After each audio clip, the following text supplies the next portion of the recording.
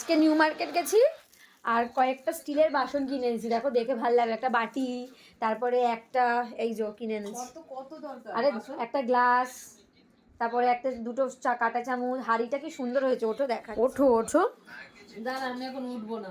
আরে এটা বার করে দেখাবো। ওঠো, খোলো, এই প্লাস্টিকটার মধ্যে আছে। মা এখন বসে বসে প্রসাদ খাচ্ছে, কলা, আলমন্ড, তারপরে আর কি আছে, বাতাসা। এই যে না, আমি দাঁড়াও, আমি বার করছি, তুমি খাও। এই দেখো মাম্মা, তোমার জন্য আমি কিছু আনিনি, আমি তোমার জন্য কিছু আনিনি। এই দেখো, একটা ছাকনিটা ভেঙে গেছে, দু ফাঁক হয়ে গেছে ছাকনি, এই জন্য নতুন ডাবল নেটের এটা। তারপরে এই যে দুটো গ্লাস, দাদা ওই গ্লাসগুলো খায়, ওই গ্লাসগুলো কত পুরনো হয়ে গেছে, এই জন্য দুটো গ্লাস নিয়েছি 60 টাকা করে। ভালো না গ্লাসগুলো? ভালো।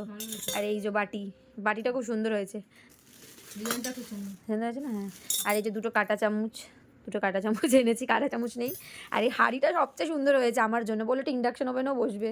হ্যাঁ বসবে তো, ওই জন্য এই হাঁড়িটা নিয়েছি। কি করবে হাঁড়িতে? ভাত করবো একার জন্য, তাপিসার আমার হয়ে যাবে, দুজনের ভাত হয়ে যাবে। ভালো হয়েছে না? নিউ মার্কেটের তুলসী গাছটা আছে, ওই তুলসী গাছের, ওটা তো তুলসী গাছটা নষ্ট হয়ে যাচ্ছে, টবটা তো ছোট, মাটি পচে যাচ্ছে। তা কাকিমা বলে একটা বড় টব নিয়ে আসবে, একটা বড় টব নিয়ে আসবে সাদা রঙের। হ্যাঁ, ওটার মধ্যে বেশি মাটি দিয়ে বসাবো, তাহলে গাছটা ভালো হবে।